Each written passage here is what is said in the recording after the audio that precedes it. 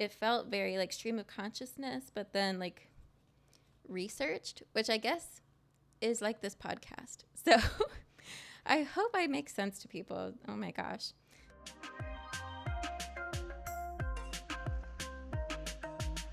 Hola and welcome back to Voice Memos. In this episode, I'm recapping my experience at Autonomous Zine Fest. I'll share with you some highlights from my zine haul, how the event went, and lastly, a look into a project that I've been working on for probably the past couple weeks. So if that sounds interesting to you, grab a drink, grab a snack, get going on your hot girl walk, and let's get into it. Alrighty. I hope you'll forgive me for being a day or a couple days late on this episode. I thought about recording it earlier, and then I decided I wanted it to be about Autonomous Zine Fest, which took place on Sunday. So I was like, the Voice Memos stands are just going to have to wait. And I want to say, like, I appreciate every single person that listens to the podcast. It means a lot to me.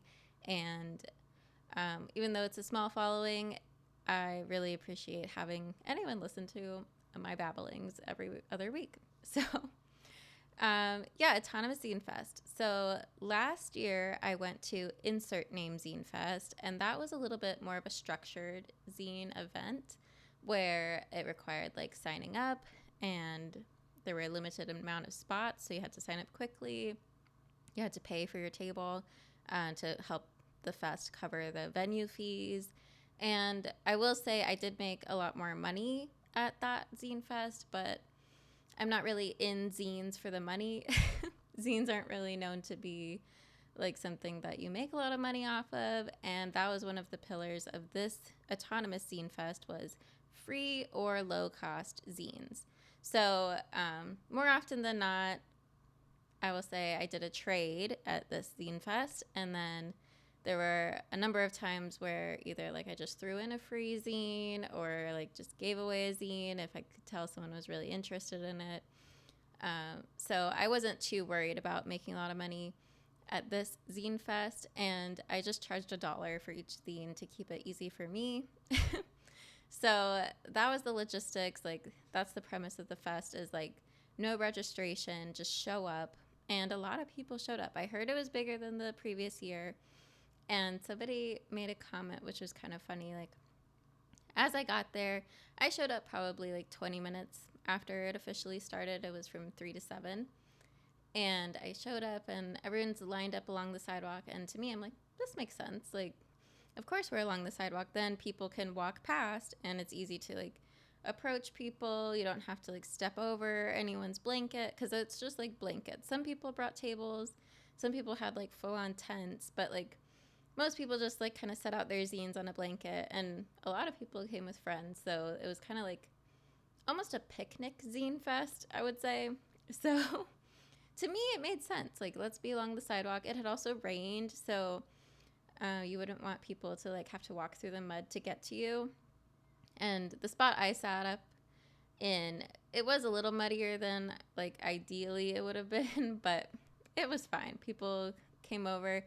I let them like sit on my blanket to look at the zines if they wanted to. If anything, I wish I brought like a bigger blanket so more people could have sat, because a couple times like I had 3 or 4 people like looking at my zines, which was really exciting. But I also felt like some of them were like, I'll just circle back when there's less people.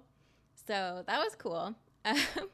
But yeah, somebody commented, they're like, it looks like they self-organized along the sidewalk. And when that person noticed that and commented on it, I was like, oh, wow, that is interesting, because it's autonomous. There were no rules. There were no guidelines. And so people literally just saw somebody set up by the sidewalk, and then it started a pattern. So it was very, like, organized in that way, which was kind of beautiful. Like, you don't need to have, like, all these crazy, like, overhead and, like, structure. People kind of know how to do it at some point. So like, it worked out. I set up next to a pair of friends or roommates, and one was selling lightsabers and zines, which was super cool. Cornered the market there. And then the other one was giving away free zines on the queer experience. And there were a lot of queer LGBTQ zinesters there. I thought that was really awesome considering like it was Pride weekend in Minneapolis. So yeah, I think I'll go through the hall, but there were some really cool perspectives from queer zinesters.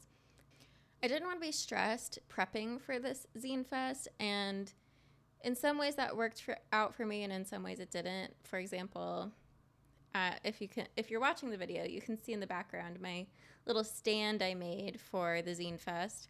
I wanted something that was lightweight because I knew I'd be carrying it like across a park, and so I recycled an old Corona box into a zine stand, and I got a couple compliments on it. I thought that was cool that people appreciated the work I put into the display, and it also helped like elevate the zines off the ground a little bit.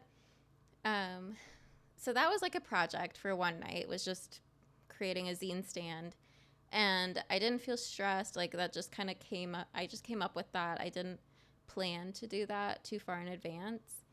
But I was also glad I had it ready to go when the day came because I didn't prep very much and I left everything to the last minute. So I had about like an hour and a half of pure zine folding frenzied focus where I cut out 50 business cards and I cut out 21 of my butterfly zine bookmarks, which normally, or at least for the last Zine Fest, I kind of added in some extra scissor detail on those, but I just did not have time this time around. And then I also printed out additional copies of my But I Still Love Technology poetry zine, which is my bestseller. It was my bestseller for this fest. I think it would have been my bestseller for the last one if I had just had more copies of it. So I made sure this time around, I was like, okay, this one I gotta have copies. And in fact, I ran out of time. Like I could not assemble all of the zines that I had printed out. And honestly, that was fine. It gave me something to do at the Zine Fest.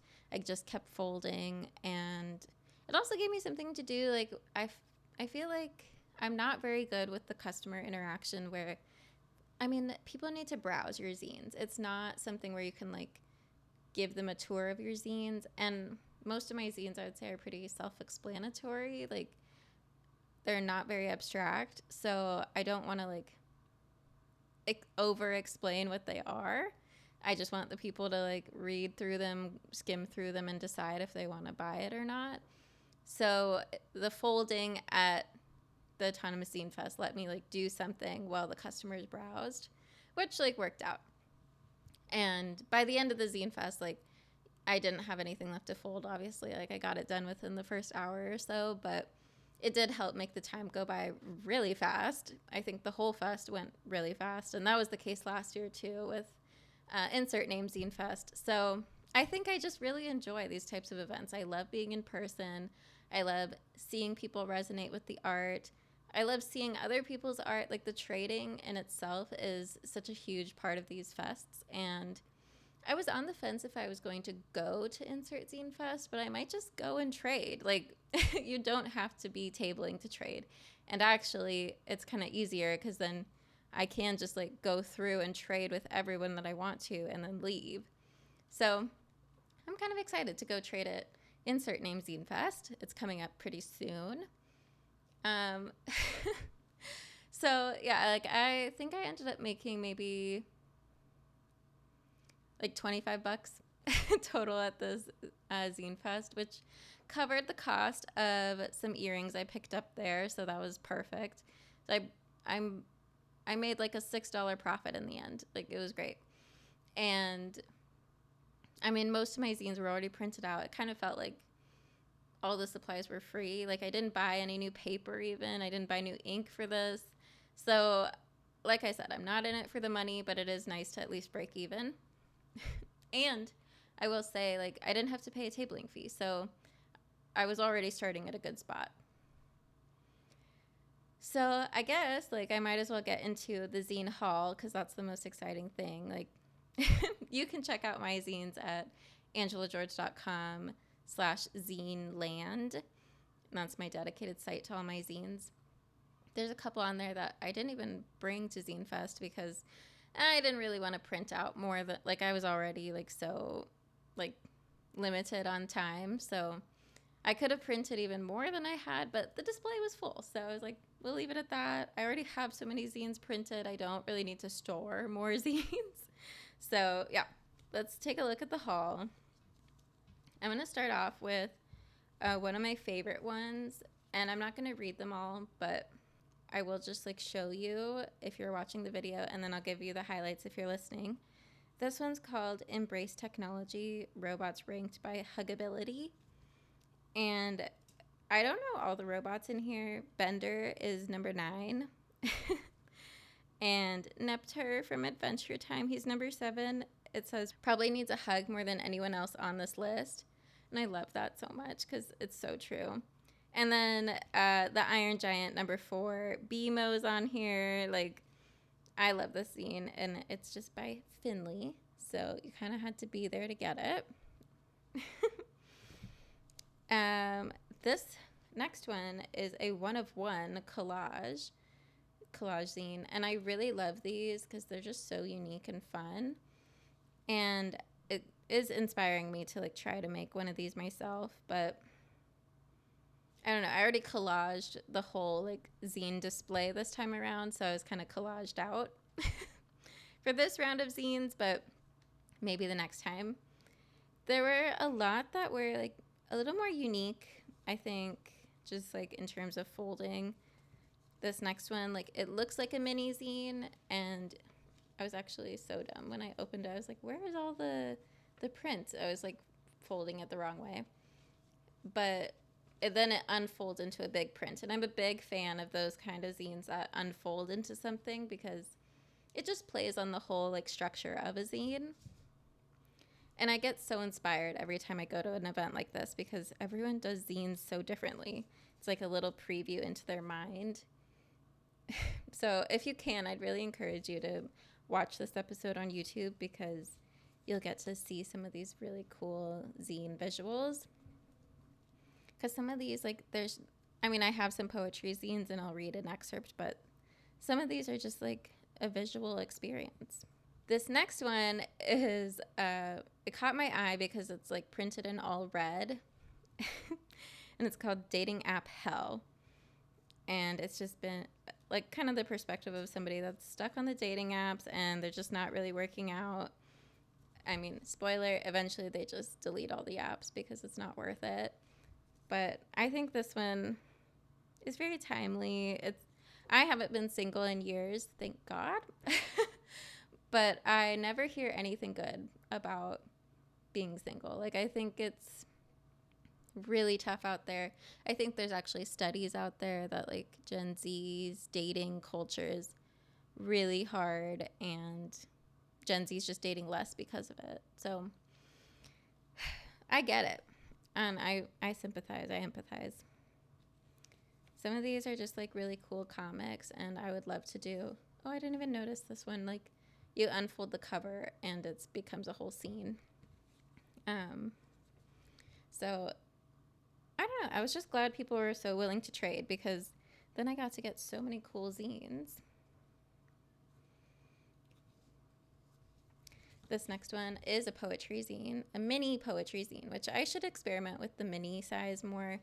I think like my big seller, the best seller, is my poetry zine, and it is a bit larger. I don't know. I would like to play with some smaller formats, which means that your poetry has to be shorter and more concise. Okay, this one's called Sunday Scaries. Okay, Sunday Scaries. Sometimes when all my sorrow comes out all at once, I don't know what to do. I don't know what to do, and all I want to do is curl up in a ball and have my lover hold me. Oh, Sunday Scaries, I have no lover. So the best thing I can do is turn to my vibrator. That one's like sad but also funny, like, and I think the poet like knows what they're doing with it, of course. So I think we all have Sunday Scaries sometimes, and they are so much better when you have someone to just hold you through it. So I just would say hang in there if you're going through your single era. This next one is definitely one of my favorites. Fat Cats in Hats That Don't Fit. Are you kidding me? And it's just a bunch of beautiful illustrations of exactly that, fat cats in hats that don't fit.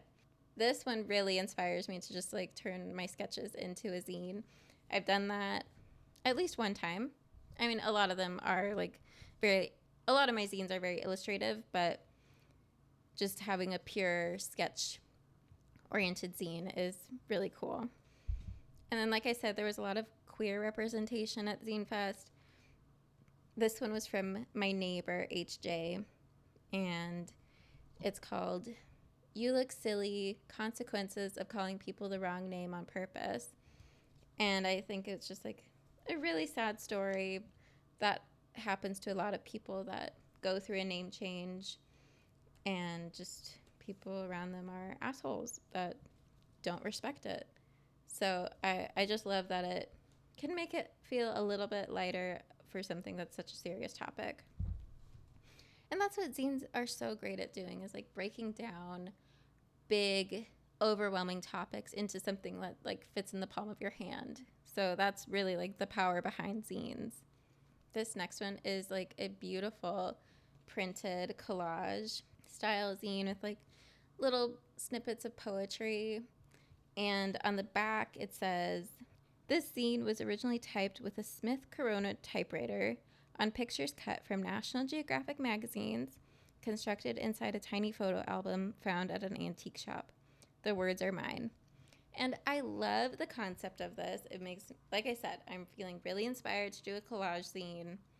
And I have so many National Geographic magazines. I've had them for years, and they continue to like help inspire my artwork, inspire collages. They are so useful. You can find them at thrift stores. You can find them at like library book sales. They are an artist's like must have in their toolkit. The next one here is Have I Ever Told You? And it is the illustrated version of somebody's reoccurring dream, which is so cool. And I have extremely vivid dreams. I have 2 to 3 dreams every single night that I can remember when I wake up. And I definitely should try to illustrate some of them. And I actually, it wasn't a direct illustration. It was an illustration inspired by the dream.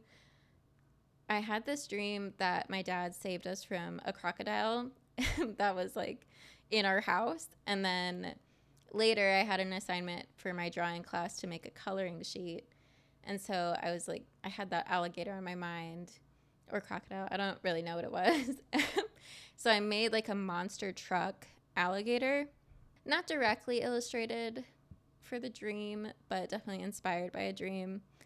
And I feel like I could do a really cool zine based on some of my dreams. So that's definitely on my list now. It's tough because like you go to a zine fest and then you leave with like a million ideas for more zines, and then you're like, damn it, now I gotta like make all these zines and hope that I can like find another zine fest to go to soon. So yeah. And then this one blew me away with the format. It's formatted like a web browser, and there's actually like tabs on the top that are cut out like your tabs on a web browser, which now that I'm saying it out loud, I realize the tabs on a web browser are based on like filing tabs, which are paper, and then now you're making paper tabs of tabs. Does that make sense? Like it kind of breaks down, but it's so cool that they like turned this online format into a physical format, and they're exploring the topic, am I aromantic? And so it got really deep, and it was a really moving zine. And it just like lets you be in the mind of somebody else, and they can be so personal. So they're just really, really beautiful. And then this was my other neighbor, The Things We Perceive. And they said that they got all of these graphics and they were like pretty big, and then they had to like shrink it down so it fit. And each page is like a different theme. Like each image should just like kind of evoke like an emotion or a response. So I really appreciated just seeing how somebody like thinks. This one I was excited about, Oracle. Archie Bongiovanni, Oracle. And this one is kind of grappling with the topics of like AI in art and like if the AI art has any meaning to it. And I don't know if they actually do this or if it was just an idea, but it's following a Twitch, like a streamer that uses AI art to like figure out people's like fortunes. Or yeah, as an artificial intelligence oracle, I type in a description of the problems my followers face, then interpret the art created over live streams. And they are wondering, like, at the end of the zine, they say, the year is 2042, and our main character deciphers meaning from AI art. But is there anything of substance to interpret from computer-generated images, or is there significance behind the screen? So this one was really cool, very timely. They probably made it late 2024. I just have a few left here. But I enjoyed reading all of these so much. Like, that's the thing with these types of like hauls, is that you have so much fun at the event itself, and then when you come home you have a whole stash of things to read. So this one is called Roundabout Park, a little reflection, lil lil, a little reflection on capitalism and hostile architecture, about a park I saw at a friend's house that was located, oddly enough, in a roundabout. And they weren't lying. It's a park in a roundabout, and they like really researched it. They took photos, and it felt very like stream of consciousness, but then like researched, which I guess is like this podcast. So I hope I make sense to people. Oh my gosh. Because this one, I loved it, but it was also a little hard to read at times because I was like, what are you saying? I think it was just the font is very big. But it was so informative. And I love, like, that is the heart of zines, is like these super niche topics that no publication would ever dedicate resources to. So you just self-publish it. You make it yourself. You print it yourself, like at the library for free or on your printer at home. And then you give it to people and then it's out in the world. So that one was also very much at the heart and soul of zine making. And this one was a really tough read. Accomplices, Not Allies, Abolishing the Ally Industrial Complex, an Indigenous Perspective. And so this one was made with the voices of Indigenous people directly influencing it. And it really made me question, like, first of all, Minnesota, the state of Minnesota is occupying Indigenous land. And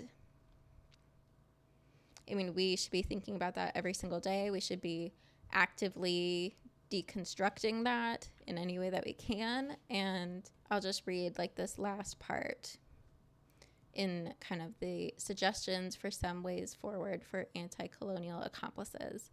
And they're really saying like allyship in itself is, well, I'll say what they say. Allyship is the corruption of radical spirit and imagination. It's the dead end of decolonization. The ally establishment co-opts decolonization as a banner to fly at its unending anti-oppression gala. What is not understood is that decolonization is a threat to the very existence of settler allies. So it's really asking you as an ally, like, if you are taking on that identity, you are like still within the structure of colonization. And so we need to be outside of that structure to deconstruct it. It was very dense. It felt very academic, which was refreshing. And so some of their final thoughts here. And their word for, instead of allies, we should be accomplices. So like helping to deconstruct that colonization order that we are in. And so this last paragraph says, accomplices are realized through mutual consent and build trust. They don't just have our backs. They are at our side or in their own spaces, confronting and unsettling colonialism. As accomplices, we are compelled to become accountable and responsible to each other. That is the nature of trust. Don't wait around for anyone to proclaim you to be an accomplice. You certainly cannot proclaim it yourself. You just are, or you are not. The lines of oppression are already drawn. So I thought those were really powerful words, and it definitely made me think for a long time. Just a little existential crisis in a zine format. And then second to last one here. This one is a zine of stories. It's called Drops in the Bucket, 2nd edition. Really beautiful artwork. I'm not going to read all the stories in this one, but I will read this, A Sonnet for Crows, which is the opener. I look up at a telephone pole while crossing the street.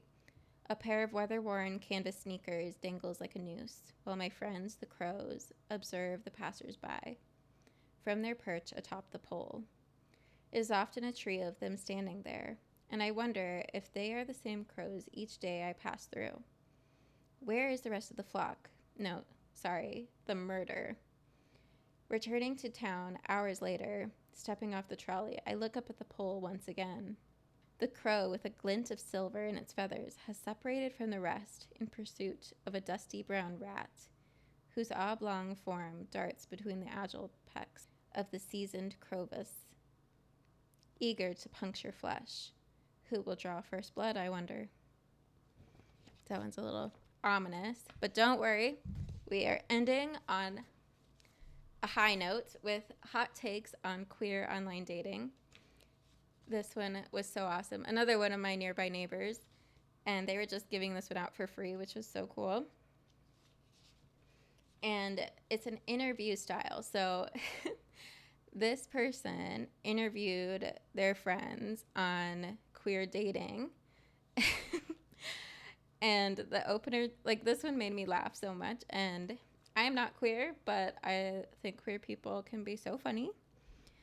It says, Dear reader, in this year of our Lord, 2025, anyone can look hot on the internet. So why is it that so many of our queer community are out here on these apps with dumpy ass profiles? How can we get back to our slutty roots? Dating is nice. So if I message you, are you going to respond? This zine, made up of interviews with 4 queer swipers, is an homage to a brighter, hornier, gayer future. Let's build it together. And then this was another part that made me laugh. The first spread is what's a swipe left for you and what's a swipe right. And again, with the collages, they collaged the answers of their interviewees. And on swipe left, so a no on the dating app, vegan in parentheses. This is anonymous, right? Tie-dye, too much, what I read as virtue signaling. Also plaid, lack of unique statement, I'm a foodie and I enjoy the outdoors, has told me nothing. And honestly, they're not wrong. But I just thought that was so funny. Another great question from the interviewer. How would you characterize the different apps? And I don't even know what Field is, but I guess it's probably specific for gay people, or I'm just that far out of the loop on dating. Tinder is Carrie. It was the first one. You're like, everyone knows Tinder, but it sucks. Also, I got shadow banned. Field is Samantha, sex forward, but incredibly unresponsive. Hinge is like Charlotte. It's like clean, easy to navigate, a little high anxiety. So I love the Sex and the City reference. So appropriate for a hot take on queer dating. This interviewee also forgot to mention who or which app would be Miranda. And I will just interject here and say I think it would be Bumble, duh. Like, Miranda always wants all the control in her life. Like, yeah, I think that makes sense for Miranda. But I'm wondering why the interviewee didn't mention her. It's so appropriate for hot takes on queer online dating. Great zine. So glad that I was there to snatch it up. And with that, that was my zine haul. And I will now talk about one more zine. This one I made after the fact. And it was kind of a zine sprint for me because I made it in just like a few hours before this podcast. It is my zine punch card challenge. And so this one is based on an experiment I've been doing for the last month where I created a punch card for myself where, like, for example, I wanted to go to the gym 3 times a week. So I did 3 times 4, 12 virtual punches. And so I had a bunch of healthy habit ones. And then I also had like curb my spending. I only get to go to a coffee shop 4 times in a month. So that's 4 punches and so on and so forth. So last month, for the month of June, I did it virtually. I just had a simple note in my phone with emojis for the punches. And it worked. It really worked. It made me motivated to accomplish my healthy habits. It helped me curb my spending. And so I wanted to make it into a zine format. And so many like obstacles as I was making this zine, but it was fun to like try to make it quickly but well. And also just like sprint for it, you know? So I just did like some custom little doodles for each one. And so the first one's make art, and that one's 4 punches. So I'm trying to make 4 pieces of art this month, which is a low bar, but I've got a lot of goals for the month. So I'm trying to make it accomplishable. This next one is read 4 books in a month, and then also read in bed before I go to sleep, because that's a habit I want to start. So the punches work to help you start a habit as well. Another attempt at 3 times a week in the gym. So I'm excited to do it again. Take a photography walk. And this one leads into kind of another project I've been working on, which I'll mention at the end. So stay tuned. And then my save money page, which I'm giving myself 4 coffees, 4 lunches out, 4 dinners or brunches, and 4 drinks out, which I didn't actually use all my punches last month, and that's kind of the goal with this page, is to not use all the punches. So we'll see how I do for July. And then the last page, you get to write your reward if you successfully complete the punch challenge. So this one's going to be available in the link in this description on my website. All my zines are available for free on my website. Oh my God. It's editor Angela. I have never really done this, but I completely forgot to talk about that thing I just alluded to for you. But for me, it's been like 20 minutes. I wanted to tell you about my little DigiCam project, which is part of the reason I put photography walk as one of my punch card challenges. I got this little Kodak. It's called the Kodak EasyShare Z1485IS, and it's like from 2008. So I'm totally going for the DigiCam trend. I went all in. I like bedazzled a little strap for it. It's actually really cute. It says, so yeah, the strap says 1, 2, 3 cheese, and I'll power it on for you too, so you can see if you're watching. But basically, this camera is my attempt to just move away from being on my phone all the time and just try to take pictures without getting distracted by my phone. These are from Zine Fest. I'm actually seeing them for the first time here. Yeah, that was my little like setup with the stand and my blanket. I didn't even mention this. I used my cat blanket, which Grant got me as a present, and I got a lot of compliments on it because obviously cats. So yeah, like I made an entire website dedicated to my DigiCam era. So yeah, like it's called theinstagram.com, and it's live right now, so you can go check it out. I'll link it in the description of the podcast. But basically, it's my attempt at moving away from Instagram.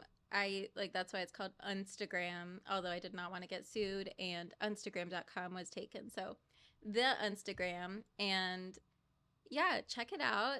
Get inspired. I have an entire manifesto on there, and maybe next podcast episode I'll talk more about it, because I only just started the project, so I don't have a lot to say, and I've only just bought the camera like a few weeks ago. So yeah, check it out.